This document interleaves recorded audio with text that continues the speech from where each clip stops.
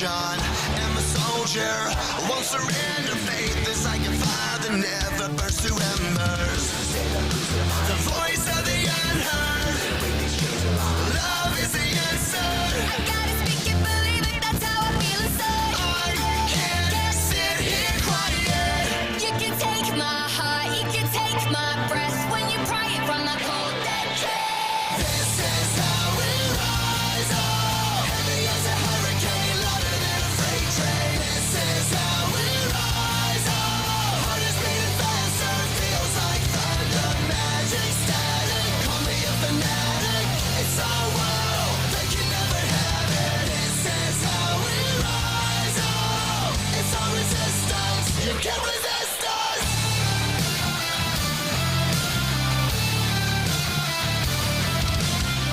Can you hear me? Are you listening? Sleeping in the shadows could be making history. Through the fire, on the water, used to be a slave, but now you are a conqueror. They can take my heart, they can take my breath when they pry it from the cold dead chest. This is how we rise up. Heavy as a hurricane, louder than a freight train. This is how we rise up. Heart is beating faster, feels like thunder. Magic static, call me a fanatic.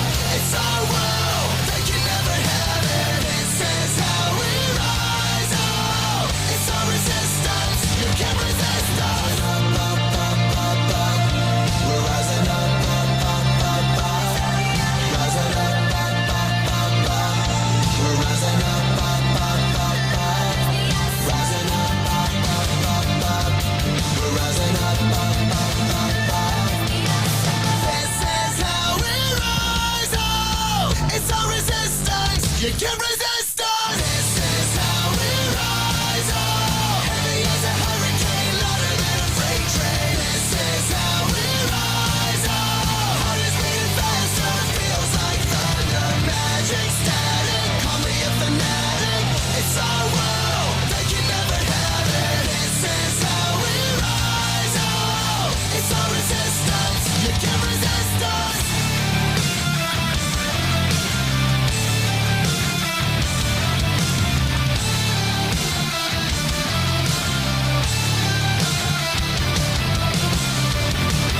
And welcome everyone to another episode of Straight Talk with Joe Villano. I am always glad you are here. We have a lot to talk about today. Obviously, if anyone read the Record Journal today, endorsements came out, which was surprisingly. I didn't think they were going to come out till Sunday, but they came out today. And I'm sure everyone's not very shocked at the way they are, but we'll go through them. But let's get through some formalities first. If you are new to the program, I am Joe Villano. I am your host, your guiding light through the craziness that's going on around us today. And I feel like I always say that it's getting crazier and crazier every day, and it just seems to be that way. Democrats are obviously scared and trying everything they possibly can to scare voters into voting for them. It's no longer about the issues. It's literally that democracy is on the ballot this year. And if you vote for anyone other than a Democrat, you are part of the new, multi-MAGA or mega MAGA party. If you vote against a Democrat this year, Joe Biden himself has said you are now part of the mega MAGA revolution there. It is just ridiculous.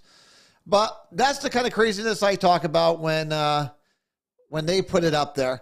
And of course, this show always works best though when you are involved. Whether it's on the message board, whether it's emailing, or if it's calling in. If you want to call in, 203-679-9610. And I always say that for all you Democrats out there that may be on the edge and you're trying to find out what candidate's best for you. Like I said, I am the most accessible candidate in the state. You know where to find me at least twice a week. You have any questions, 203-679-9610. There's nothing off the table. We'll talk about anything.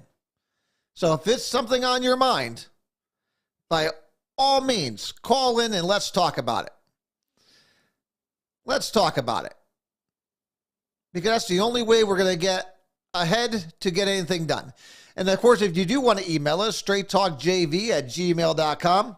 I always have my email up and running. And of course, if you are on YouTube, any social media, YouTube, Facebook, Twitter, any of those, Twitch, you can catch us on the message board. I see it's up and running.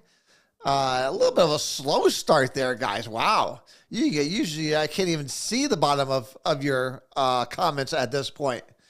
But, let's go through. Now, almost forgot.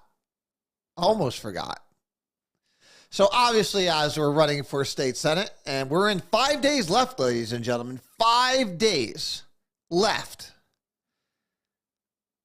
And I think I put a meme up there today. There's an IQ test, a nationwide IQ test coming up, and that's on November 8th. And we're going to see which way of this direction the people want our country to go. I am optimistic that they have had enough of the Biden administration. They have had enough of the far left agenda. I'm optimistic. And I always like to be optimistic and wrong than pessimistic and right. Me personally. I try not to look negative on anything if I could help it. But obviously, so paid this show, even though it's not making any money, not spending any money, is paid for by the Villano for State Senate campaign. And of course, our great treasurer, Josh Borkstra. And of course, as always, I approve this message. Why? Because I'm giving it. So, and I don't go back on anything I say. Everything I say, I mean. That's very rare to find in politics today. And, I had a conversation with the mayor today. I'm not going to get into too many details of it, just because it was kind of a private discussion back and forth on some issues and, opinions that we both have of just everything in general. So, and I like to those kind of conversations, I like to keep between us so that we can both have honest discussions freely. But I could divulge a little bit on certain things, but like the CRT and stuff like that we'll get into. But for personal things back and forth, I won't get into too much detail. But we'll go through that today, because I did speak with him for a good, probably half hour or so. And it was a good conversation. I enjoyed it. But let's get down to, first of all, before we even get to endorsements, there was a article in the paper written by Mike Gagney, and he pretty much gave an overview of the race in the 13th. And I got to tell you, if there's one bright spot in the Record Journal, any integrity left in the Record Journal, it's Mike Gagney. And they should hold on to him as long as they possibly can, because he seems to be the only one that doesn't judge and likes to play it fair on both sides. I honestly could not tell you which way Mike Gagney leans, whether left or right. And I can't say that when any other reporter that's been with the Record Journal. You know which way they go. We know we already know the opinion side is far left. Is far left. You can just tell, again, we've been saying that for years when looking at who they're endorsing. They may throw in a token Republican every once in a while. But usually every single year, it's straight down Democrats. And the thing that's always interesting with the Record Journal is that they can never really give a good reason why they're saying endorse a Democrat. They can never give a solid reason why. And we'll go through the endorsements, and whether it's for me and Jan's, or whether it's for Arradas and Fazanos. They never really can say why they want a Democrat. because they never could point to anything. But again, we'll go through it. But to the article that Gagne wrote, it started off as let me just read parts of it because I highlighted parts of it that I wanted to touch on. Partway through, the 13th Senate district seat discussed juvenile crime, and of course we went back and forth. And what I said is, we have, you know what? It's just better if I play it, I guess. Let's see. Here we are. State lawmakers passed legislation intended to enable local law I'll even let you guys see enforcement it. and courts to more effectively respond to youth charged with multiple or repeat motor vehicle theft. Do you think these measures adequately address issues of juvenile crime and motor vehicle theft? If not, what further action do you propose? 2 days after that bill passed, the city of Merritt alone picked up 6 juveniles with 4 stolen cars. And they were released about 2 to 3 hours later back to their parents. In fact, one of their warrants, one of these juveniles had a warrant out for him, and the warrant stipulated that he be returned to his parents. We've had many a times in this city that juveniles have been picked up, dropped off back to their parents 3 hours later, and then they're back in the system 6 hours after that. Does that sound like it's working? Does anyone think that that's working? But this is what our state legislators up in Hartford believe is, again, they patted themselves on the back that October 1st this law was going to pass, and everybody was joyful about it. But again, 2 days later, we had 6 juveniles doing it. We have juveniles stealing cars and taking police on wild police chases. But that's not considered a serious offense when they're running from police. So again, instead of being put through the system, they're being released back to their parents. Which then gets me to thinking, the hell are these parents doing?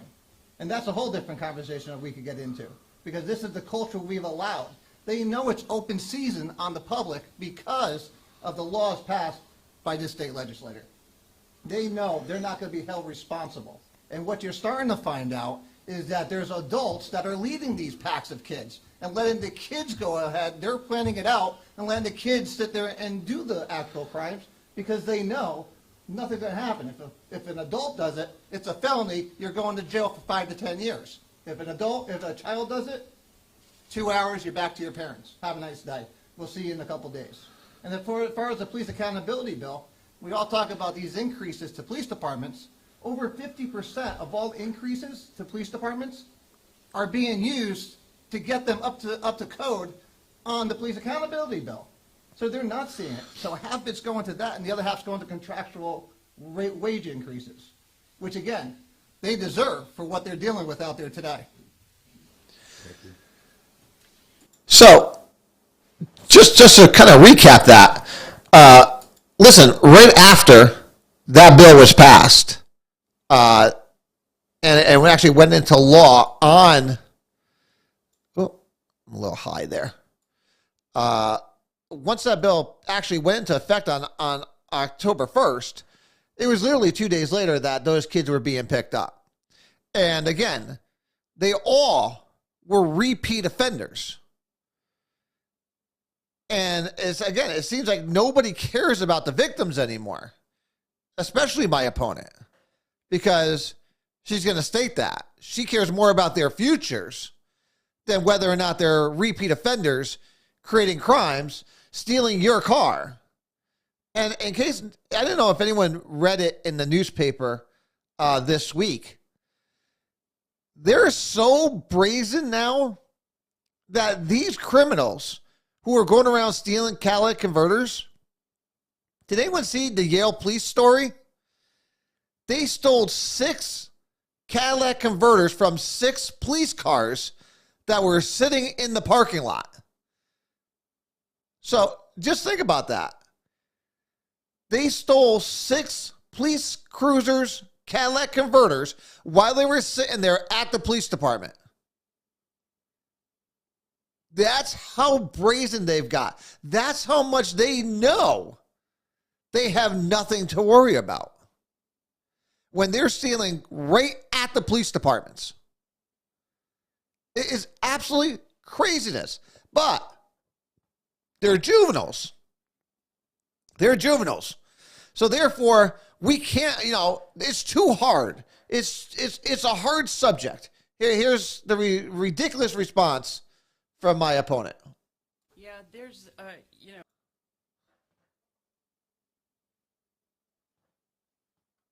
Oh, I gotta. really no good answer for juvenile justice yet, because How is there no real good answer for juvenile justice?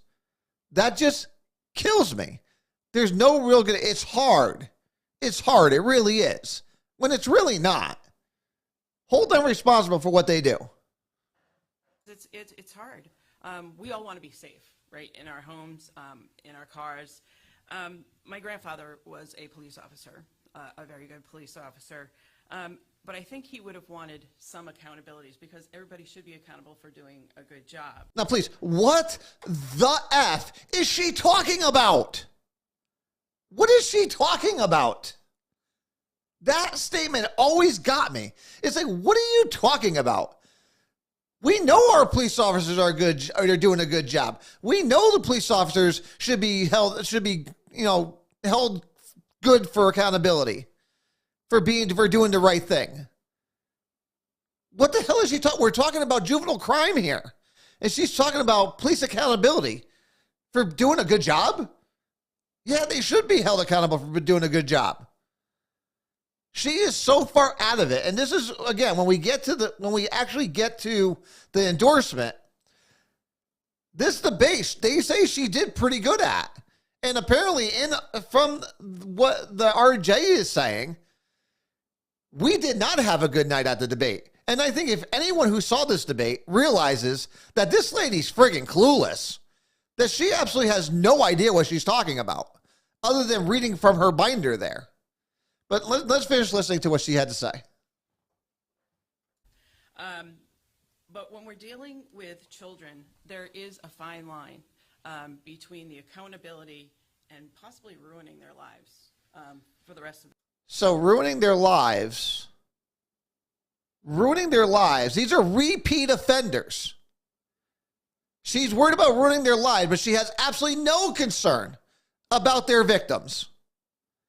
No concern. But we're going to worry about their lives in the long term. When these repeat offenders are, again, have been through 5, sometimes 6, 7, 8 times through the system and just being let go. This lady is delusional. But apparently this is where Democrats want to go. their lives. And I really don't want to see anybody's lives ruined. But again, we need to keep our residents safe.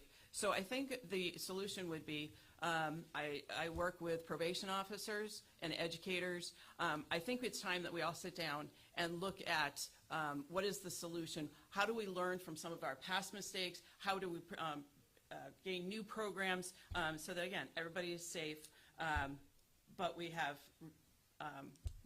people that are working in these positions helping us with the solutions. She has absolutely no idea what she's talking about. And it's clear to see. Unless she was talking about education, this whole debate, you knew she had no idea what was talking about. But again, this is what happens when you just pull someone off the street and say, hey, we're going to run you for state senate because we have nobody else to run.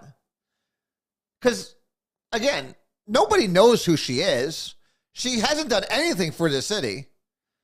Nobody knew her name until just 4 months ago, unless of course that you're in state politics, because like she says at the end, she's been up there for years and she knows how it runs. Yeah, we all know how it runs too. It's corrupt as hell up there. And all these backroom deals, she's part of it. But here, she still has no idea what she's talking about. And therefore, she has no idea that all these people were already brought into the conversation. If she missed my beginning comment on it, a juvenile accountability bill just went into effect 2 days before these kids were were arrested and then released right back out into the public. But again, she's more concerned with there long term. Long term. And now all of a sudden, it's just ridiculous. But again, this is what happens when you have somebody. Listen, she has to be a good debater.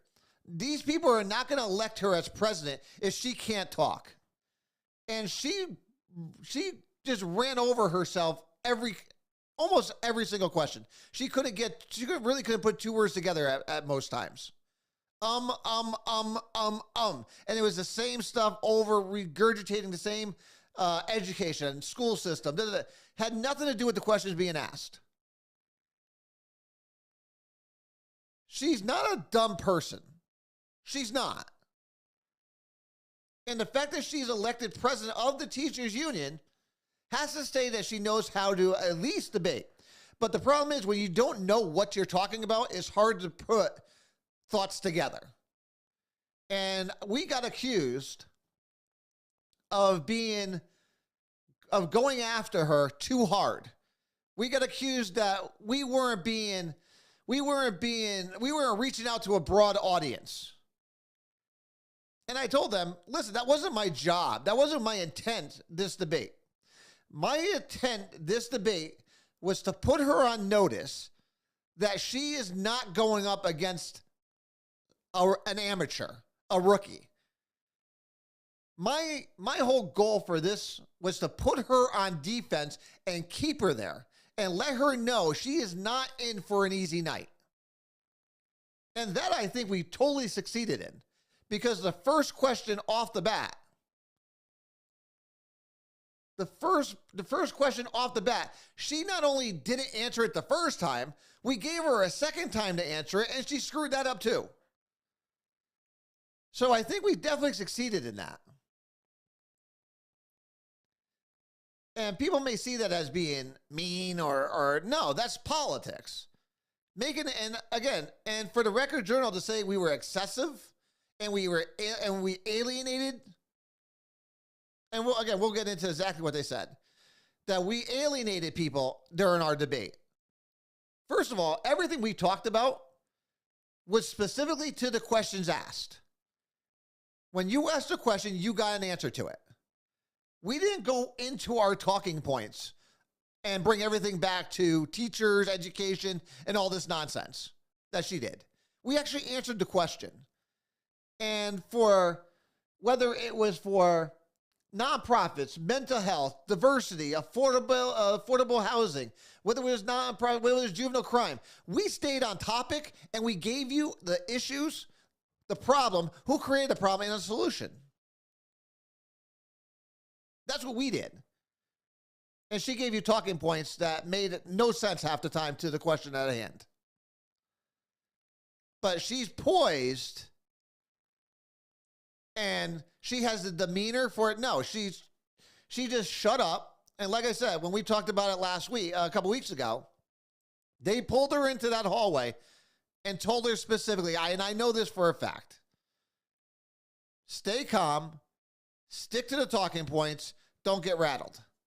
And she was rattled from the get-go. So that they failed on that. But the only thing they hope to do is to keep her alive in this race and hope for the D to get her over the finish line. And again, when I talk about this race, I don't even mention her when I'm out in the public, because she doesn't matter. Because she has absolutely no idea what she's talking about. She has no idea of the issues that affect Meriden on a daily basis. She has no idea about any of that. She's never, ever, I've never seen her at a city council meeting. I've never seen her talk about anything within the city issues or the district issues. So I know she's not, if people actually look at both of us and watch this debate, I know it's not even a contest with her. I know it's not even a contest. She's not even a blip on my radar. What I'm running against is the D. That's how I look at it. I'm running against a Democrat name. Because for whatever reason, it's a pretty powerful thing. It may be because we live in a blue state. We live in a blue city. But that's what we're up against. She is just their vessel. She's just an empty suit, just like most of their candidates every year. Like I said, I was talking to someone. I ran against an opponent, 2 years ago for city council. I never heard her voice until debate time. And then she answered one question and then went back into her hole. But she wins because, again, it's the power of the D. Most people don't realize how powerful that is. I don't think it's as powerful this year because I think people really are scared of the high gas prices, of high food cost, of heating cost, utilities. Eversource just put out a statement and sent a letter to President Biden saying, hey, we need more natural gas here now. Because if we don't, we're going to be shutting off our plants come this winter. There's not going to be enough natural gas to run the power plants.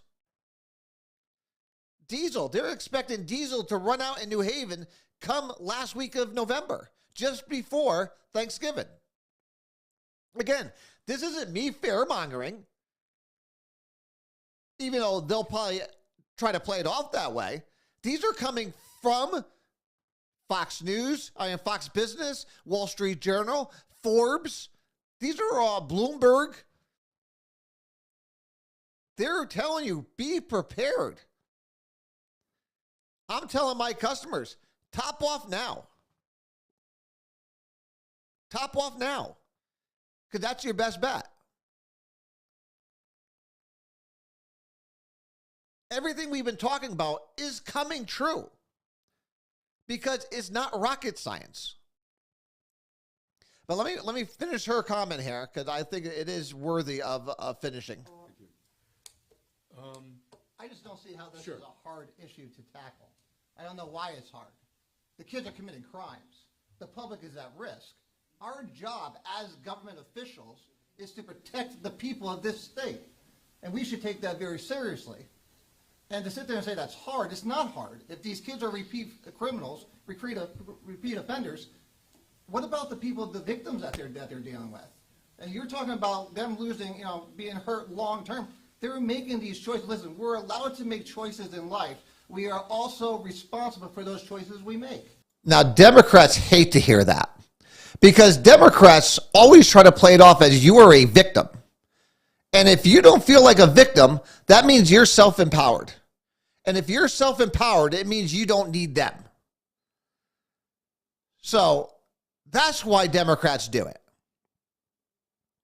They can't sit there and tell you to pull yourself up by your bootstraps. They can't tell you any of that because they're victims. These kids are victims of society. These kids are victims of their own culture. And therefore, it's not their fault. And you, as a public, need to be aware of that and be sympathetic to that. No matter what it causes, what kind of harm it causes you, it does not matter. Because they are the victim and you have to suck it up because, well, you're privileged. You're privileged to have a car. You're privileged to have a catalytic converter for them to steal. That's their train of thought, and it's crazy to me. And I think that's as kids, we should be instilling that in our children. Thank you. Ms. Huckabee? I believe I did say that. I believe I did say that there should be consequences, but we should be looking with the professionals that work with these folks and can ask them to help us with solutions, things that have worked in the past. And that's exactly what we did. And they didn't want to do all that. They worded it down. The police departments were asked to help. And most of their stuff was thrown to the side. But she's going to do a better job. It's just crazy. It's, again, clear differences in where you see each of us. And again, I hope people watch this debate because it is important that you watch it, especially if you want to know where your state's going to be going. But let's get to the next subject that they tackled here. So, so then, of course, here in the thing, of course, someone's got to explain this to me because I'm trying to figure out how this makes any sense. So, of course, they talked about the Supreme Court decision. So, bringing down a nearly 50-year-old court ruling. Of course, that's Roe versus Wade. And what she says is this: when I talk to women, they're scared and upset that their right to make an important medical decision as abortion would be stripped away. First of all, no. And I think anyone who actually has any kind of understanding of the way our law is set up knows this is blatantly untrue. Is that it's not in any way going to be taken away. So, and no one's ever said they want to take it away. Now, again, are there things that could be adjusted on it? Sure. Late-term abortion. Absolutely, I'm against it. Again, I'm with the 80% of Americans who are against late-term abortion. So I don't know how that's an extremist point of view. She tries to paint me as extreme, but the only extremist here really is her. Because she's with Planned Parenthood. She's all for, right up to the moment they're born, of performing an abortion. Which to me is absolutely ludicrous. And how anyone could be okay with that still blows my mind to this day. But I digress. Villano is decidedly more pro-life, although he is indicated he does not support an outright ban on abortion, which I do not. And at least somebody listened to the podcast on the 8th. That line they love to hear. They love to put that line out there about stay out of my uterus. They love that line. Of course, they won't play anything after that. But, at least Mike watched the show on the 8th. And he is not against, and this is what he says, he is not against a woman seeking abortion in case of rape or incest, forced incest, in the first couple weeks after they find out that it's occurred. Because they didn't make a choice, which is always my answer. The choice was made for you. That's where I draw the line. Again, we're responsible for the choices we make in life. Good or bad, we have to answer for them. So for someone to say that, for them to sit there and say that I'm an extremist on the matter, I'm not. Again, the only extremist would be her. And I, of course, God, how dare I talk about parental rights in education as an important issue? And when we talk about parental rights, one of the most important things we talk about is mental health within our school system. Because even in our school system today, as we speak, if a student talks and says they have an issue with the school psychologist, they are not required to let the parents know. To this day, as of right now, this minute in time, if your son or daughter goes to the school psychologist and says, listen, I'm really super depressed, I'm having some serious issues. If they say, hey, don't tell my parents, they're not. But yet, then when all these incidents happen, again, when we talk about, and we'll talk about it here in a second, I'll play the clip. In fact, let me play the clip first. This is the mental health question that came up, and I want to play it. Okay, we're going to move on here. Mike, did you have a follow? I just wanted to point out that the question, at least, being outsourced. And the next question is from Claudia for Jan Hockadell. Go ahead. Yeah, yes, Hokado. What policies, if you could mention any specific policies that you will support to prevent school shootings and increase school security overall?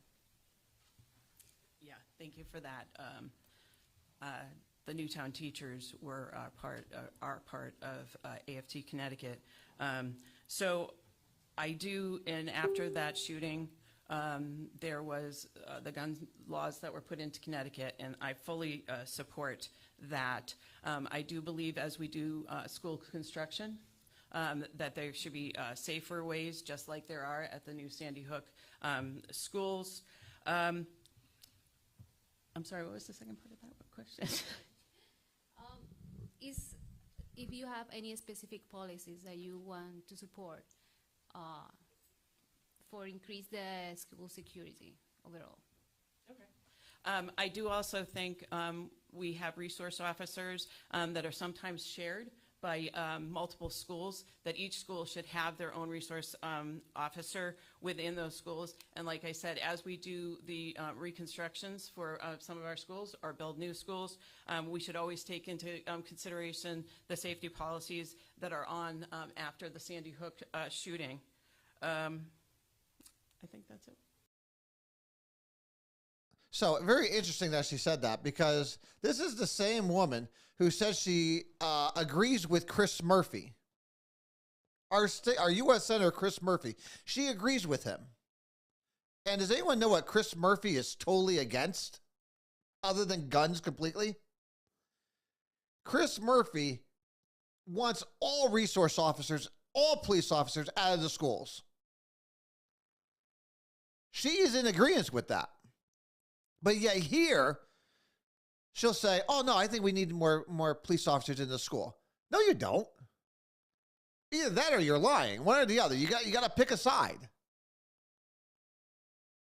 You can't be with Chris Murphy, who says he specifically wants all students or all teachers and all police officers out of the schools. Why? That doesn't make any sense. You want to leave our schools vulnerable?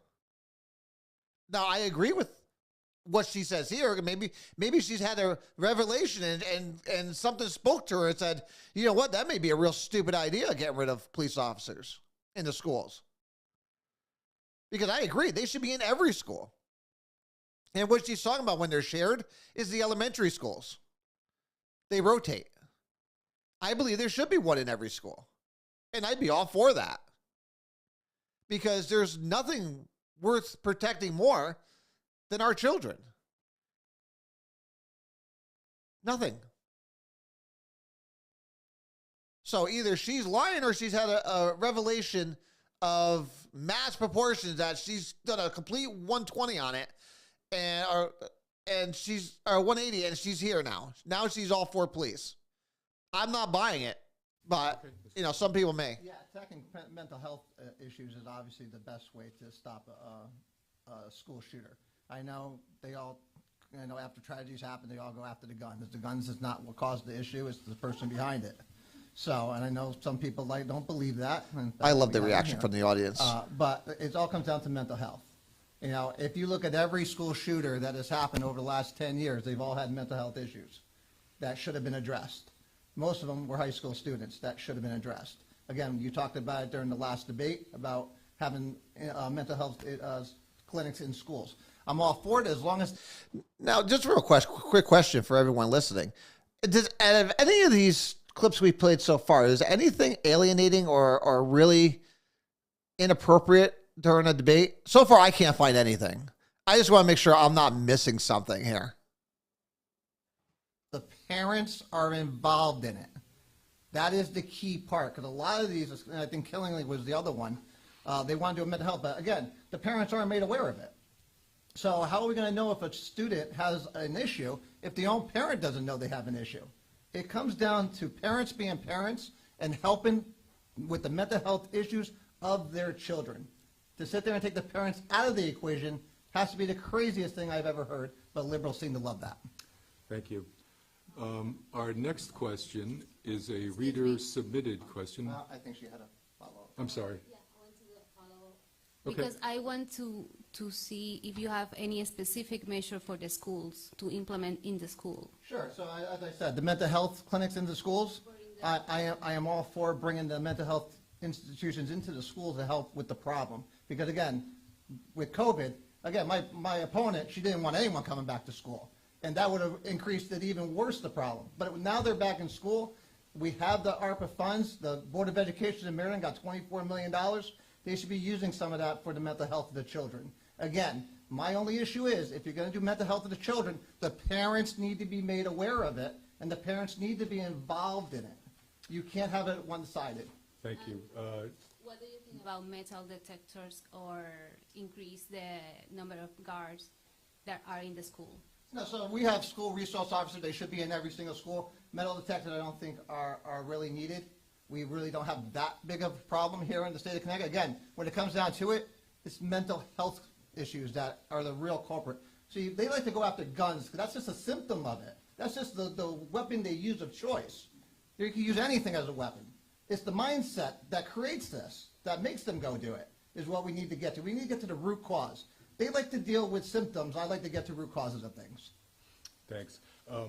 Ms. Hockadell, you have 1 minute to respond to that, if you want to take it. First of all, as an educator, I can tell you in the classroom, parents were our best advocates. And a teacher that doesn't work with the parents is... Now, just real quick, we are talking about mental health here, not students in the classroom, whether, with learning and academic stuff. We're talking about social workers. We're talking about the mental health psychologist. These are the people we're talking about. So again, when I answered the question earlier, we were talking about mental health and how these social workers, psychologists do not have to contact the parents. And I don't know how the hell she got the fact that anyone was saying that teachers aren't involved in the academic or parents aren't involved in the academics. This is how clueless she is. And I think this is what came out. And again, for the fact that the Record Journal, again, is praising her for her performance here on the debate is laughable at best, scary at worst. Because it just shows you where they are at. Because, again, we're talking mental health, and this is where she goes. missing something because it is the whole picture of the whole child, and that's the only way that students do learn. So I don't understand how the implication that the educators are not working with parents because they're a key element to any student's success. So the reason why she can't understand why I'm saying that, because she obviously wasn't friggin' listening to what I said. She obviously wasn't paying attention, as always. She was not paying attention. Because if she was, she would understand that we never said that. We said mental health. No one talked about teachers at all. But that's where her mind goes. Again, I was trying not to lose it, but it's just craziness to me that people think that she did a good job. I think I would be embarrassed if I was a Democrat and she was representing me, because she clearly has no idea what she's talking about. Mental health at school, we already talked about. This was, I think this was a pretty good article from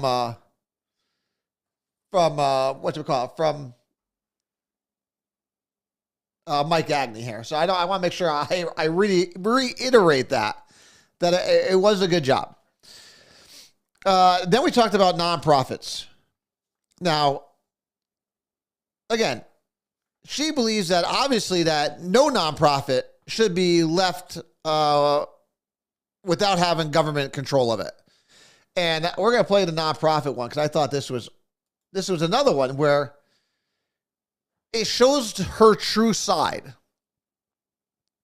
And it shows her true disdain for corporations. Now, she may have thought she was just talking about corporations, but that's not what she said in the past. And I'm going to play both of them. That's not what she was talking about. She hates corporations, and we want to send her to Harvard. We want to send her to control what businesses are going to come and go. Do you think someone's going to come to this district knowing that their representative hates them, despises them, when we have a very good working relationship with Hartford Healthcare in the city of Meriden. We have a healthy relationship. If you put her up there, you might throw that right away. That might just go right to the wayside. This is who you selected, and now you want us to sit there and be nice to you? So this is the debate, the conversation we had for... Our next question is from the Mid-State Chamber, and it will be asked by Mike to Jan Hockadell. Ms. Hockadell, the Chamber submits this question. Studies show that performing functions through private nonprofit organizations is twice as efficient as government doing it directly. Do you support continued and There's a expanded shocker. outsourcing to these organizations, even though it would mean a reduction in state workforce? Do you support the idea that government's roles should be monitoring services and not actually delivering services? And can government effectively be both the provider and the overseer? There's a lot to that question. But I believe the gist is the private nonprofit. I work with nurses and healthcare professionals in hospitals. I'm sorry. Make sure you hear that again. Services, and can government effectively be both the provider and the overseer? There's a lot to that question. But I believe the gist is the private nonprofit. The private nonprofit, which she despises because she can't control that money. Again, you want to send someone to Hartford where corporations are the most generous of all contributors to nonprofits, whether it's public or private, and you're going to go after them because you don't feel like they're spending their money the way that you see fit? Ladies and gentlemen, this is very dangerous. Listen to her answer on this, because she's talking about nonprofits now. She'll be talking about other corporations later, and she'll get into the hospitals and everything else. This woman is dangerous.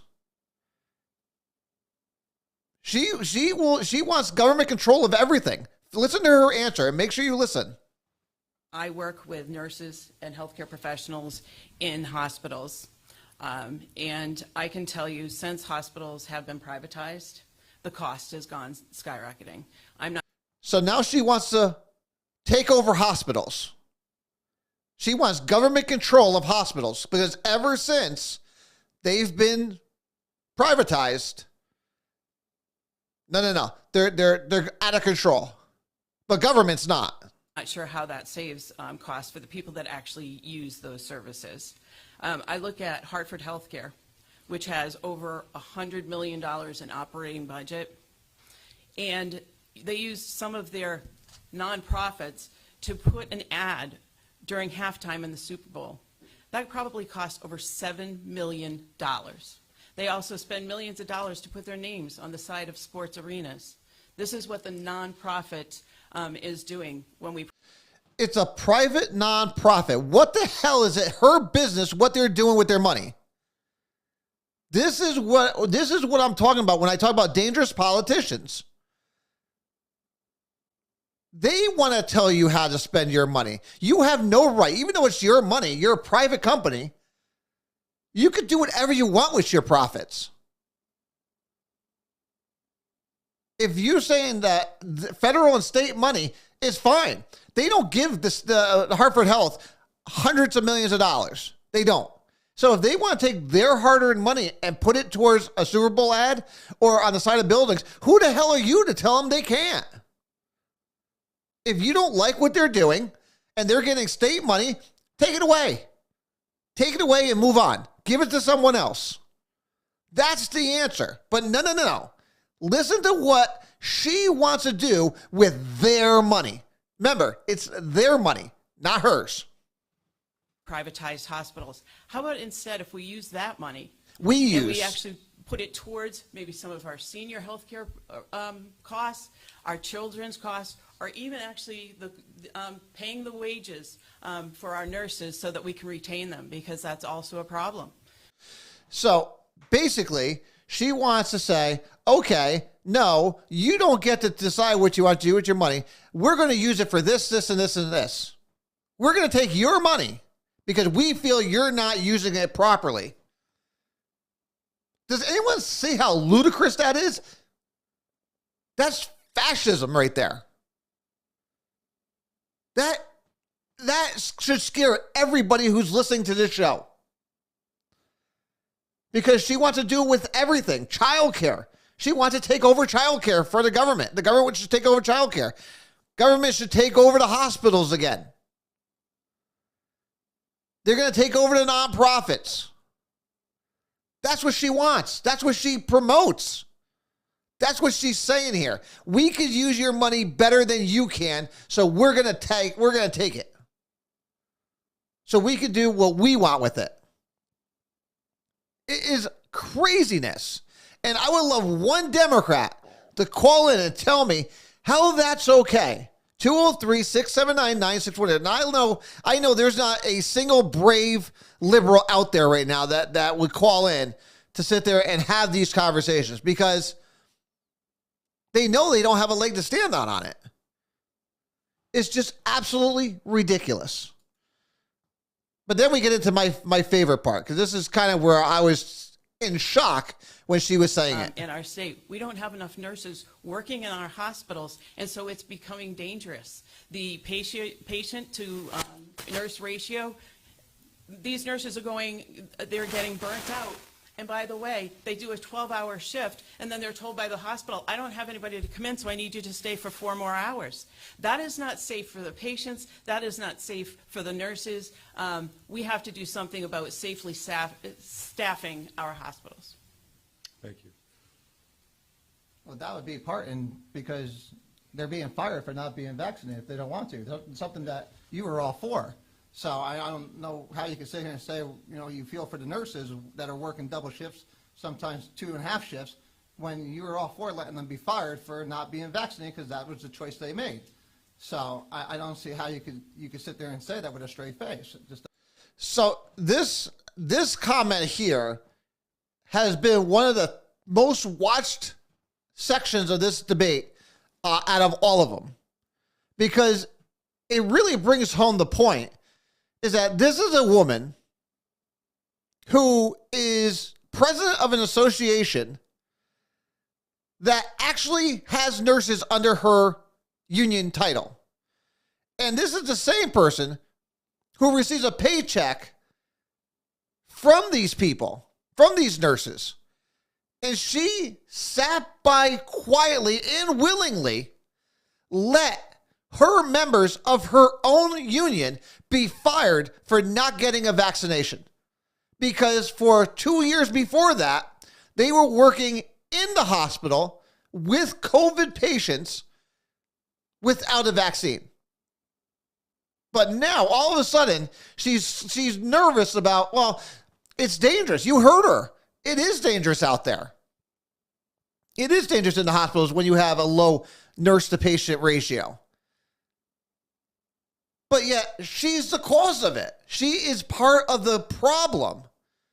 She willingly let her members be thrown under the bus. And if she's willing to let people who pay her do it, imagine what she's going to do to you. Imagine what she's going to do to you when she gets up there and it comes down to, well, you know what? It's either throw them out or you're going to get the... What happens when it comes to a decision? It's either her union workers or the people. Which one's getting thrown under the bus? Because it's going to happen. You can't sit there and represent state employees and at the same time represent the people. It just doesn't work. But like I said, she's willing to throw everybody else under the bus. She will throw us under the bus the first chance she gets, without hesitation. That's what's on the ballot this year. Let's continue on with this. Doesn't make any sense to me. Now, as far as nonprofits, she also wants to tax the nonprofits. YMCA. And again, we got rid of this with the tax assessor of the city of Meriden, where people were up in a fit when she stripped the tax-exempt status away from everyone. Luckily, we were able to get that back. But now we want to send her to Hartford so she could go and tax them again? So YMCA, Boys and Girls Club, everyone with large endowments that get them from people who are being generous when they pass away or from when they get successful, she wants to tax them. That's going to actually lower the amount of care they give to our inner cities. It's just ridiculous. Thank you.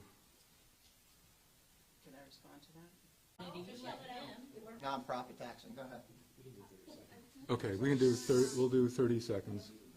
I have never said that I wanted to tax the United Way, the Boys and Girls Club, the YMCA. I have always said that these are the corporations that have $100 million operating budgets, and I think that they misuse the money that's coming in from the state and the federal government, and using it for things like I said, ads during halftime at the Super Bowl, and for putting their name on the building when it could be used for other things. This was the first time she got a little irritated. And I did love it because she did get irritated there. But listen, it's not like I'm making up what she said. How about instead, Here it is.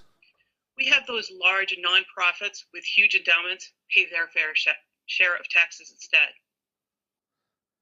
Now, again, did anyone here? Let's play it again. How about instead, we have those large nonprofits with huge endowments pay their fair share of taxes instead?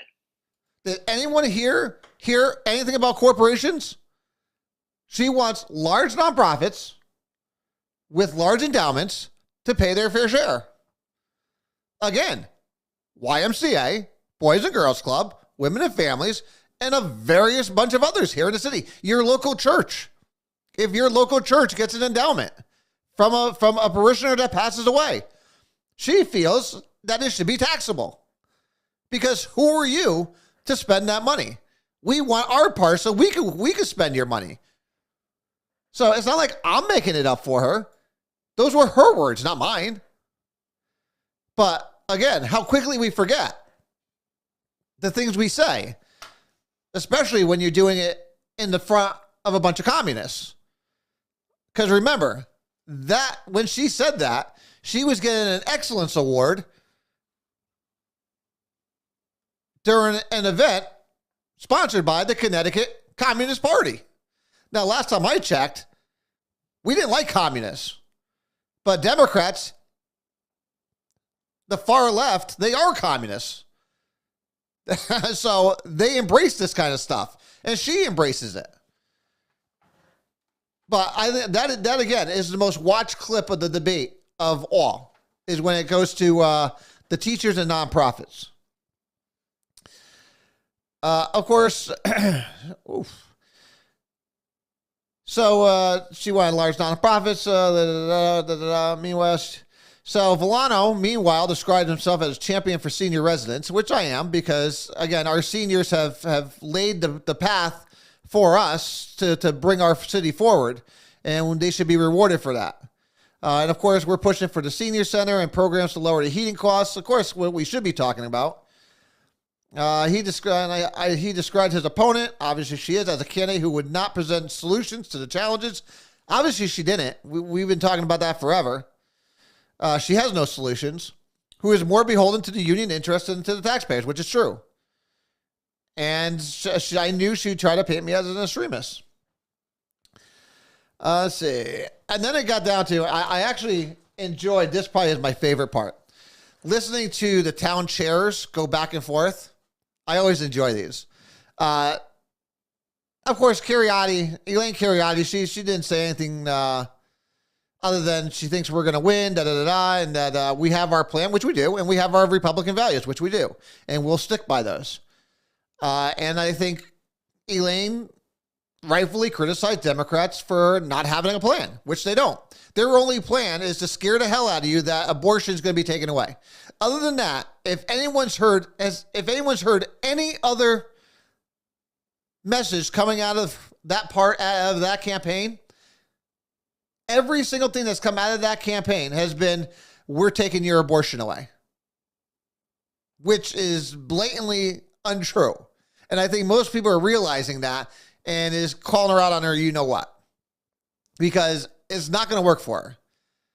People don't care right now about abortion. If you look at any poll, it's like ranked number 3 or 4. It's the economy, stupid. That's what people care about. People care about inflation. And you know what? Let's play this, because I think this is the one part of the debate where they thought they were going to get me. This was that, for Republicans, we always have to be on defense, because going into a debate like this, I always know that the Record Journal is not friendly to Republicans. They're just not. And you always know they're going to try to throw something at you. Now, they already knew my response for the abortion. And for a candidate that, excuse me, 1 second. So they already knew my answer for abortion. And they knew it was going to hurt my opponent. They knew if that was brought up during the debate, it would hurt her, because I would paint her as the extremist that she is, because she's in 100% agreement with Planned Parenthood, who again wants to kill babies up to the minute that they're born. That's a fact. So for her to turn around and for them not to bring up abortion, I thought was a little strange, since that was like the biggest part of her campaign so far. But they brought that up during the 83rd House. So instead, they came back with Donald Trump, because they figure, how can anyone defend Donald Trump? Well, I can show you how to defend Donald Trump without actually defending Donald Trump. Here it is. Okay. The next question then is, and this is a reader submit. Mr. Villano, this reader wants to know regarding the Capitol riot and January 6th committee. Do you denounce the actions, and these are, I'm quoting up one reader, denounce the actions from Donald Trump prior to the January 6th Capitol riot and his efforts to undermine the results of the 2020 election, and why?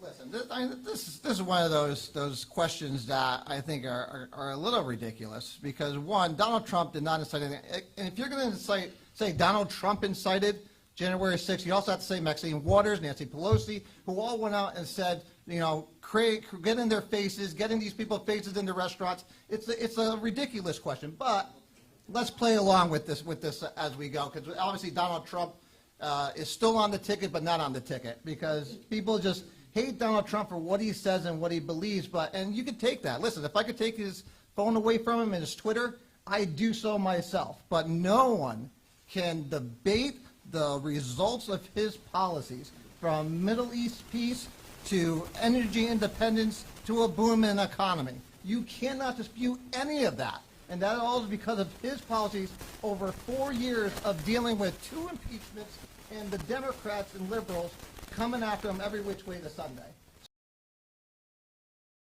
This must have been where they consider that I alienated people. This is the only part I could pick, because if you're a huge anti-Trump person, I guess you got alienated here, because I didn't play into your little trick of denouncing Donald Trump. And I think this is what really pissed them off, is that they thought that this was going to get me, and I simply turned it around on them and made them look like a bunch of friggin' idiots. So people could hate Donald Trump. Donald Trump is not on this ticket. He's not. And I know people just can't. I know liberals just can't get that off of he lives rent-free in their heads. But he's not on this ticket. We're here to talk about what we're going to do for this state. What my opponent wants to do for this state is just another tax and spend liberal. That's all she is. That's all she is. She's proven that. She said it on video. She wants to tax nonprofits. She may not think she's taxing the YMCA, the Boys and Girls Club, Women and Children's, Meriden Arc. She may not think that. She may really believe that, but that's what she's really doing.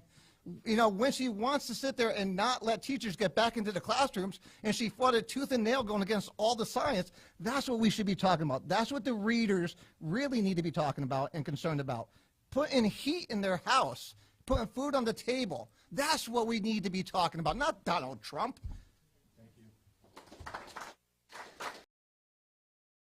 That right there irritated the crap out of it. In fact, during all that static was basically the right side of the room losing their crap over what I was saying, because they knew it was 110% accurate. Donald Trump lives rent-free in each and every one of their heads. And they just can't get over the fact that his policies worked. So they always go back to two things. Well, January 6th, which again, we already debunked. Because again, you would have to go, Nancy Pelosi saying, get out into the streets and cause mayhem. You have to go Maxine Waters, who was in Ferguson when they were burning the friggin' place down, and telling them, get into these Republican lawmakers' faces. And you had liberals going after Republicans and their families while they're trying to have dinner. Listen, these are all the things. Black Lives Matter, going into restaurants and causing a disturbance and making white people sit there and say that they're sorry or they agree with them. Black Lives Matter. It's like, these are the things that were going on that Democrats were all for, that they were proudly supporting. Hell, Vice President Harris had a fund for Democrats, for liberals, so when you got arrested, to get them out. But yet Donald Trump? Are you serious? That's because the people in the media allow this type of nonsense to be friggin' aired and to be recirculated and regurgitated multiple times, and people who are not informed start to believe it. They're like, well, I heard it multiple times. There's always that little marketing game, 7 times, 7 different ways. And if you keep repeating it to people, whether it's bullshit or not, they're going to believe it. They're going to start to believe it. And that's what's going on with Donald Trump. But again, when it goes to his policies, which are Republican conservative policies, we had Middle East peace. We got into no wars in 4 years. First president in decades to do so. You had energy independence. We had lowest gas prices in recent history. You had inflation at 1.2%, and you had a booming economy, and you had the lowest unemployment in all sectors, whether you were white, black, Hispanic. It did not matter. It did not matter. Those are successes that cannot be disputed. But Donald Trump was a mean man.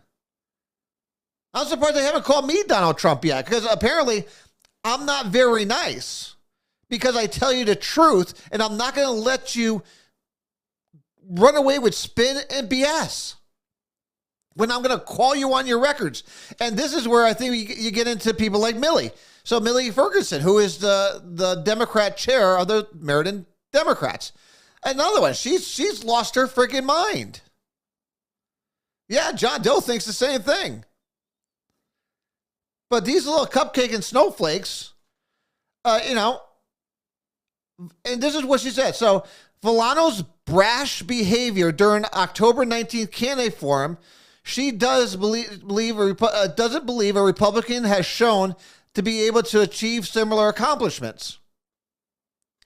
Because she thinks, of course, it's just funny that the Record Journal editorial page and Millie Ferguson had the exact same quotes in the paper. The exact same quotes. Where her experience and demeanor, so Millie said that my opponent's experience and demeanor is what's needed as a state senator. That's exactly the same thing that the Record Journal editorial page said. Maybe she wrote the editorial. I don't know. But what's her experience? Her experience with state legislators? Screwing over the taxpayers? Yeah, I guess that would be a good thing for a Democrat.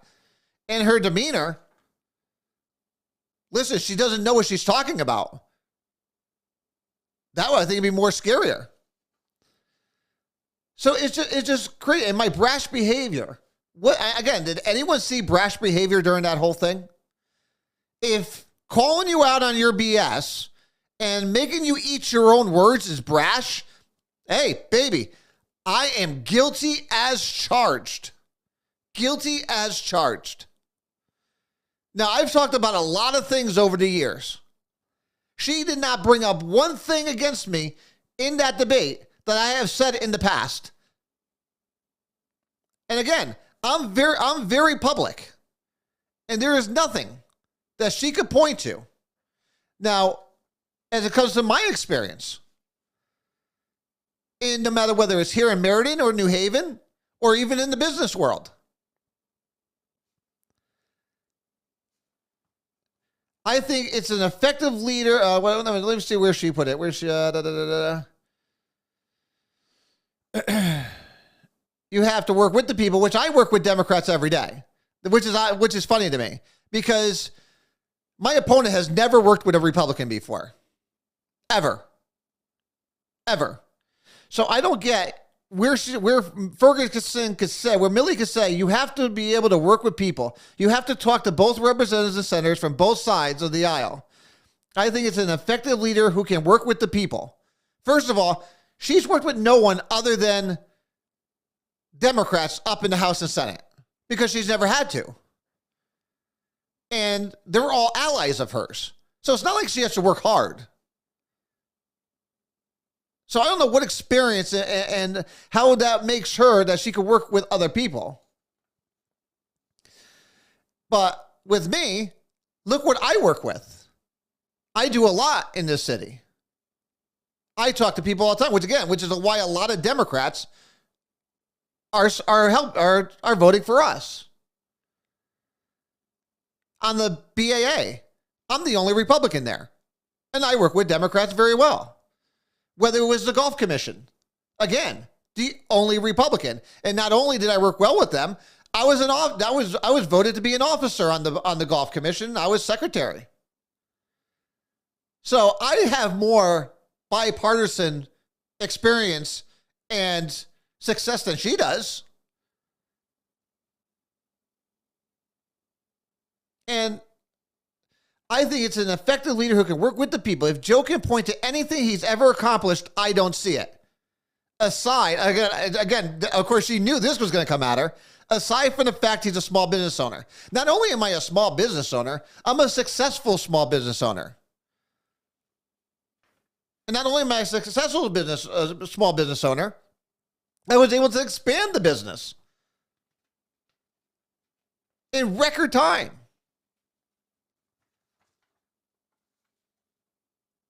Tell me what she's done. Tell me what she's done. She has done nothing. She has done nothing for the people of this city at all. Ever.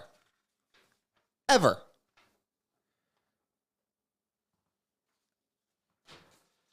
But yeah, she has the experience. Which brings me to we're not going to get to the 83rd one, so I'm going to put that over there. I'll do that next time. So this was their endorsement here. Voters in the 13th Senate District should elect Democrat Jan Hochdale on November 8th. That ambiguous endorsement is based on her poison experience. Again, I don't know what experience she has other than working with Democrat lawmakers who are friendly to her. In her campaign, she's running out of the desire to serve rather than to fulfill some political ambition, which I kind of take offense to. She's running out of a desire to serve. No, she was brought in at the last minute because they had no one else that would run because they don't have anything to run on. Nobody wanted to run. Nobody. You're trying to tell me out of all the listen, in the city of Meriden alone, we're outnumbered 2-1. You're trying to tell me you couldn't find anyone who was willing to run? Instead, you had to go searching for one and begging her to run? Again, someone who has absolutely no idea what's going on in this city? And now you want to send her to the state to represent this city? That's laughable at best. There's reason to expect that consideration of the well-being of her constituency would be the motivating factor for her decisions in the state Senate. Now, it's what's going to benefit her, what's going to benefit her special interests is what she's going to do. Like I said, she's already thrown her members of her union under the bus already. She won't hesitate to do it again. She represents more than 30,000 teachers and nurses. And like I said, we already talked about, She already friggin' threw some of the nurses under the bus and had them fired. And her opponent has presented some good ideas. We're the only one that's presented any ideas. Not only are they good ideas, they're the only ideas that have been presented. He supports improving the Meriden Senior Center, lowering heating costs, and giving relief to our most vulnerable residents. Well, here's my first one. This is my favorite line out of the whole thing. But Villano, who hosts a regular podcast, has an approach that can be described as excessive. Why? Because, again, I do my research. I have my facts, and I bring it to the people. And if you're, if you're a part of the system who is being unfavorable or unfair to the residents and to the taxpayers, yeah, I'm coming after you. That may seem excessive, but excessive is the only thing that gets through to them. And we've been very successful because of our excessiveness in getting things done in this city, which is why the mayor has been here, the deputy mayor has been here, the police chief has been here, our city leaders have been here, because they know. But this is great. And his performance at the RJ Mid-State Chamber of Commerce Forum was alienating. What was alienating about what I said? Unless you're a Trump hater, which, again, I know Jeff Kurtz is. So Jeff Kurtz runs the editorial section over there. I know he's a far, far leftist. And he doesn't make any qualms about it. But why? Because I didn't bash Donald Trump? Did that alienate? Because everything else we talked about, I was the only person that gave any kind of solutions for it and actually responded to the questions. And those questions were for everyone. And why? Because I turned around and I told the child care and Goodwill or whoever it is, organization or United Way, that I don't care what organization you are, the state does not pick and choose winners and losers. That's alienating. That's fine. I don't mind, because that's the truth. We should not be picking and choosing winners and losers. But maybe that is alienating for them. Maybe some snowflakes just can't handle that. And I think Jeff Kurtz is definitely one of the biggest ones. It's just craziness. But I don't see how any of that was alienating. And so therefore, that's why you should vote for Jan. Not because she has any good ideas. You've heard her ideas. Socialist this, socialist that. We're going to take over everything. The state's going to take over everything. And we're going to take your money and we're going to spend it. She is a tax and spend liberal. That's what she is. That's what's on the ballot. And we didn't even get the tolls. We didn't even get to their racist thing on diversity. In fact, let's do that. I'm sorry, we're going to have to do this, because I think this is one of the most. This is something that's not talked about very much that really needs to be talked about, because this is the kind of dangerous stuff that they want to do. And this, again, with the CRB, with the Civilian Review Board that we talked about the other day, and how quickly it went from use of force to now we're going to look at other things.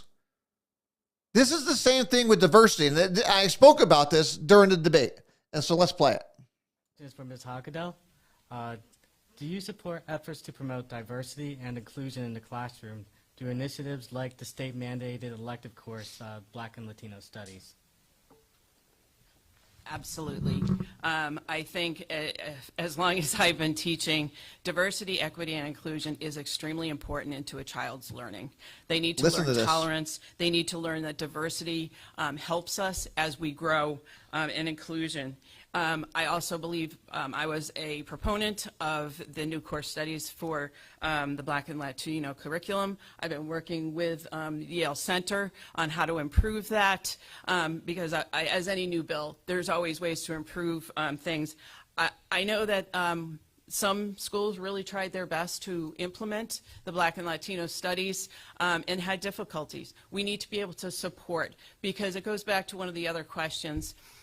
You know, our educators should look like the communities that they live in. Okay, hold on a second. Now, she just said that we should be doing a whole wide range of curriculums. And again, the Black and Latino studies I have no issue with.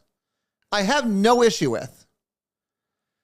But she's saying, well, we tried, but since the people don't look like the students, therefore it's hard for them to do. So let me ask you this question. When we teach U.S. history, and it's mostly about white people, are Black educators or Hispanic educators going to be able to relate? Because that's what it's all about, right? Now we're just trying to relate. So do we have different teachers for different subjects now? We have different teachers for, this is the kind of nonsense that really starts to get us into trouble.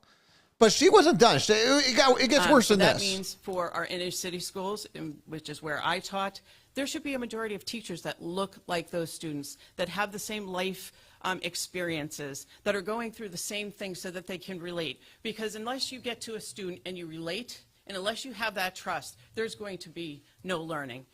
Okay, so this is the biggest bullshit that I hear of all. Because basically what she's saying to you is that every Black person is the same. Every Hispanic is the same. Every white person is the same. We all live the same experiences.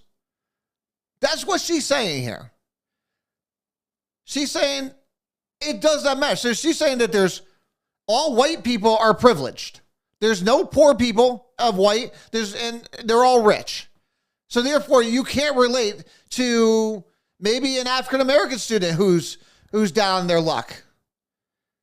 But then at the same time, she's saying, well, I guess every African American is not successful, and therefore has to sit there and relate to these kids, which some of these teachers that are African American probably have no idea how to relate to an inner city district student.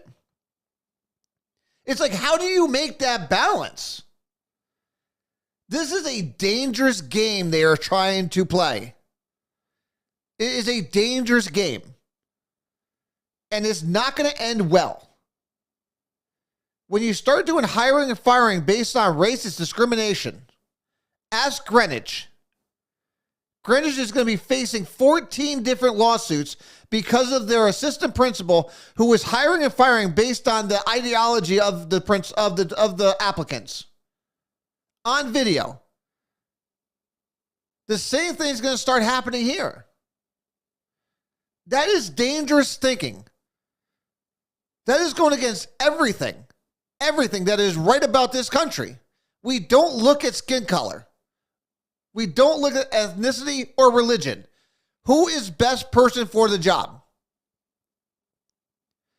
Because again, and just another point that not a single Democrat can answer for me. If you look at the city of Meriden 5 years ago, it looks nothing like it was today. It looks nothing like it was today. So now what are you going to do? Because the average lifespan for a teacher in their career is 15 to 25 years. In 5 years, things change. Are you just going to fire people? Are you just going to fire them and hire people that, again, let's say Hispanics grow another 15% in this city. Are you going to fire African American and white teachers so that you can make sure they all look alike? No, you can't, because that's illegal. It's discrimination. This whole thing makes no sense. But they do it under the disguise of diversity. And like I said, we cannot give them an inch. Because once they get their foot in the door, they spread their ideology like viruses until it consumes all. And I take the CRB as a prime example of that. We warned them, if you let this CRB be created, this is not where it's going to end. They are going to start this committee and it's going to spread like a virus. And they're gonna sit there and say, well, we're not doing anything for use of force, so therefore we should do this, this, and this. And Deputy Mayor Cardona just perfectly put that for us in his own words last week, where he said, yes, this is the beginning. We're going to be doing a lot more. You give them an inch, they're going to take a yard. And when they get a yard, they're going to take 10 yards until they spread their ideology and their propaganda everywhere, until they have complete control. And anyone who doesn't believe that the CRB is going to have complete control of this police department, and again, these are non-elected people. They are not elected. And they're going to have more control over our police department than city officials will by the end of this whole charade that we finally get through. And we've been talking about their end game forever. This is dangerous. It's wrong. It's illegal. It's racist. It's discriminatory. It's everything we've been taught to hate. And they're openly promoting it. And believe it or not, there are people out in the public that actually believe and think it's a good idea.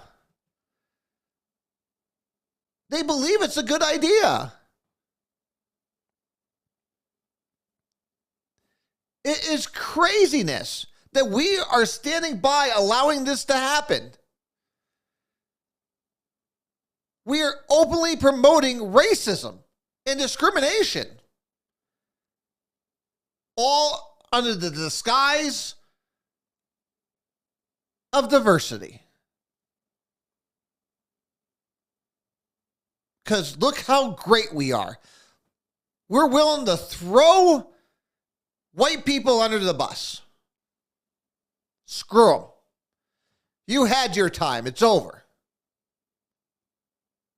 It's everything we've been taught our whole lives to fight against. And now we're called racist if we don't agree with it. But this is where we're at in America. And like I said, we have a national IQ test on November 8th. And I'm damn hoping we pass it. Because if we don't, this country's in some deep trouble. I'm going to leave it at that because we are way over. We're almost 8:30. So I appreciate you guys sticking around because I still have 1, 2, 3, 4, 5, 6 more things to talk about here that we're just going to have to put off till Thursday. Or till Sunday. Sunday will be our last show before Election Day. Our last show before Election Day. Make sure you're out there. Make sure you're out there getting people out to the polls. Make sure that you're reaching out to everybody possible. Get to everyone possible to make sure they go out and vote and save this state. Because if we don't, we are heading for deep trouble. We're going to you're literally, again, Democrats haven't changed their stripes at all. They have not changed their stripes at all. Far leftists have always been like this. They have now taken control of the Democratic Party, and they have literally scared people into submission. And again, nobody wants to be called a racist, which is why if you don't agree with them, that's the first thing they call you. And very few people like myself are willing to call them on their BS and say no. We need everybody to share this episode and make sure we're reaching out to people. And if nothing else, send them to that debate and have them watch it.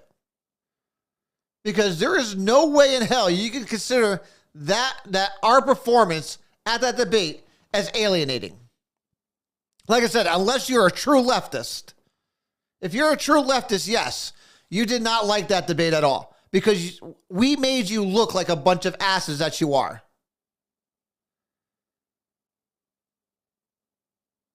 Anyone who votes for my opponent, please, you got to let me know why. Because there is not a single thing that I could point to that would say she'd be a good choice for Meriden or for Middletown or for Cheshire or for Middlefield. She's an extreme leftist who, again, doesn't mind taking Planned Parenthood's position of killing a baby a minute before it's born. She's all for it. You heard her in her own words. She wants to tax nonprofits. She wants to take over nonprofits. She wants to take over the hospitals in her own words. She is as left as they come. And then you look at us. You know, I'm going to play the closing statement because I think it's important. So I'll let you guys listen to it. Thank you for the opportunity to talk tonight. You know, running for state senate has been an incredible experience. I've had the opportunity to talk to hundreds of people in the community, had conversations that I probably wouldn't have had otherwise. Of course she would have never had them because she doesn't stay in Meriden. She doesn't do anything in Meriden. She would never have these conversations. She's absolutely right. She has absolutely nothing in common with the people of Meriden. She has absolutely no experience on what the pain and suffering that our citizens in Meriden are going through. She is 100% correct. She would have never have had these conversations. Only with her own circle, and she's living in her own bubble. She has no idea what the people of this city are going through, or this district. How could she? She doesn't do anything here. And I've gotten to learn a great deal more about the communities we live in. And look, whether you're a resident of Meriden, Middletown, Cheshire, or Middlefield, you deserve an effective state senator. And I believe that I am the best candidate for that because I have the experience, I have built the relationship, and I have the demeanor to help people in this district. I, again, support reproductive rights.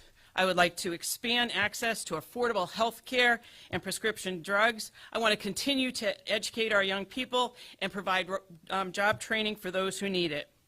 I see the work of being a state senator as similar to the job that I'm already doing. I will listen to people, I will advocate, and I will fight to get results. I hope to earn your vote. Thank you. And she will throw you under the bus. Like I said, over the last 2 years, heating costs have doubled. Property taxes, gas, rent, groceries, childcare, just about everything you could possibly think of has gone up in double digits. The only thing that has gone down is your 401ks and your retirement accounts. That's the only thing. Crime has skyrocketed due to liberal policies. Listen, we could sit here and debate all night long on whose policies are best, but they have 30 years of a track record, and look where it's gotten us. So my only question is, when will enough finally be enough for everybody? That's why I'm asking you to make a change. That's why I'm asking you to vote Villano for state senate. You're right. She's right. She has built all those relationships up there. We know how Hartford works. We know how crazy it is up there. We know the backroom deals that happen. She's part of it. She's part of the problem. She's part of it. Now, you can sit there and say that my straightforward demeanor doesn't really sit well with you, but you know what? At least I'm honest with you. At least I'm truthful with you. And that's what transparency and leadership is all about. Thank you. And that's it. Listen, at the end of the day, you know, like I said, I spoke with the mayor today, and I can tell you this part because it's about me, so it doesn't make a difference. And he told me this. So I give you one thing of advice is to be less is more sometimes, and your approach on how you come at things may be a little harsh on people. Listen, I give you facts. If facts are harsh, hey, that's your problem, not my problem. Listen, at the end of the day, and I've always said this in politics, I won't kowtow to someone just to say what they want to hear. I won't do it. I won't sit there and insult myself, and I certainly won't insult the person that I'm talking to. I'm not going to tell you something just because you want to hear it when it's not true. Now, again, we could disagree, but facts are facts and they don't care about your feelings. And I don't care about offending people if they're offended because they don't care about the facts. It just doesn't matter to me. Whether or not someone likes me, like I talked about a couple weeks ago, just because you don't like me, that's like number 8 on my list of things I care about. I don't care about being liked. This isn't a popularity contest for me. It's who will do the best job on protecting you and looking out for your best interest. And that's, again, hands down, there's only one person that's been doing it for you. And that's right here. She hasn't done anything.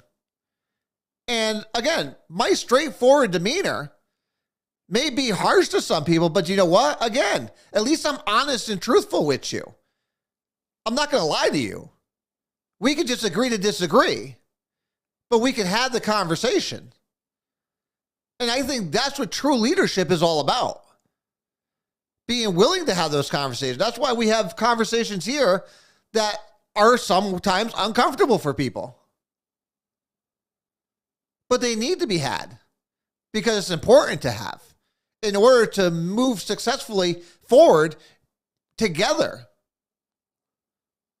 But liberals Democrats just want to put people in boxes and then think they're calling it diversity. It doesn't make any sense. So again, I don't ever apologize for what I say because I stand by it. So I won't ever apologize for it. Listen, I don't need to do this. I don't need to run for state senate. You don't think I have other things to do? I run a multi-million-dollar company. There's plenty of stuff for me to do. I do this for the people. I do this for those that aren't being heard. That's who I care about. I don't care about politicians. I don't care about editorial boards. I could care less about all of that. I don't look to appease them. I don't look to sit there and make sure that I'm relatable to them. I care about what the people of our district need. I care about what's hurting them. I care about what's going to help them. And that is what I push. And that is what I promote. If you call that alienating, so be it. If you call it rash or brash or harmful to debate, so be it. I don't care what you think. I do what's right. And I do what's right on behalf of the people I represent. And that's what matters. That's leadership. And I want those people to hold me accountable for what I do. And if they don't like it, they'll vote me out in 2 years. But it's time for a change. It's time to change course. We've, like I said, 30 years they've had of a track record. And look where it's gotten us. Doing the same thing over and over again is the definition of insanity. And, where was it? The last piece, I almost forgot because this was their best line. This is how they look at their whole general view of this election is extremism is a familiar component to campaigns throughout the nation during these midterm elections in many cases. Connecticut, and this is them as a whole. So this is the editorial board for the Record Journal. Connecticut would be well to stick to its habit, suitable to the land of steady habits, as a state and vote in favor of Democrats. So basically what they're saying is just accept what it is and shut the hell up. Sit down, shut up, do as you're told, vote for Democrats, and that's it. This is the best it's going to get, is basically what they're telling you. They don't want you to go a different direction. Stick to your habits. If you vote for a Democrat, just go vote for a Democrat. Don't worry about it. Don't even look. Just go vote for a Democrat. Land of steady habits. That's what they think of you. That's what Democrats think of you. They think of you as a toy of theirs that they go and play with every 2 years. And they sit there and they're going to sit there and play with you on the ground, and they're going to sit there and tell you how great you are. Now go vote. Go vote for us. Go do your habit. It's insulting. It's absolutely insulting to every single person in this district to tell you to shut up and sit down. Just go do what you normally do, and that's vote for Democrats. Let's not rock the horse. Let's not rock the house here yet. We're not going to rock the cradle. We're not going to do that. We don't want to make changes right now. Let's just stick to our habits. Stick to what we're good at. We're just going to stick to voting Democrats. It's the most ludicrous statement and the most insulting statement they could ever make. And we'll see how many people are insulted by that. Because if you're not, well, then unfortunately, you're just a puppet. You have a choice this Tuesday. Make sure it's a good one. Make sure it's a good one. Guys, I love you. I know we went way over. I love each and every one of you guys. Thank you for sticking around. We'll be back here on Sunday. Same time, same great station. And we'll do our final wrap-ups of the election. And we'll have 2 days from there to get out there and make it happen. If you want to work the polls with us, listen, we're always looking for volunteers to hand out, to hold signs, and to pass out cards. If you could work anytime during the campaign, please, during election day, please message me, and we'll set you up. You just let us know where you want to be. We need volunteers. We want to make sure that every single polling location is covered. So, and I have 4 towns to deal with. So if you're from Meriden, we'll keep you in Meriden. If you're from Middletown, we'll put you in Middletown. If you're in Cheshire, we'll put you in Cheshire, Middlefield, so forth. So we need help. So make sure you sign up to work election day. And then we'll talk about after parties on Sunday. So we know where we're going to find results, and we're going to have a great victory party. But until then, guys, until Sunday, I love each and every one of you. I will see you all on Sunday. And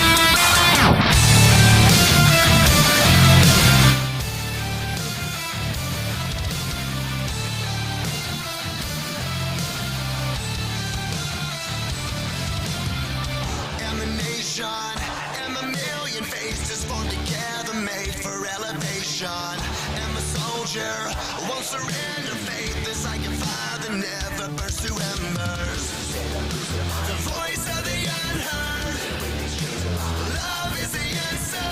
I gotta speak and believe it, that's how I feel inside. I can't sit here quiet. You can take my heart, you can take my breath when you pry it from the cold dead chest. This is how we rise up. Heavy as a hurricane, louder than a freight train. This is how we rise up. Heart is beating faster, feels like thunder. Magic static, call me a fanatic. It's our world, they can never have it. This is how we rise up. It's our resistance, you can't resist us.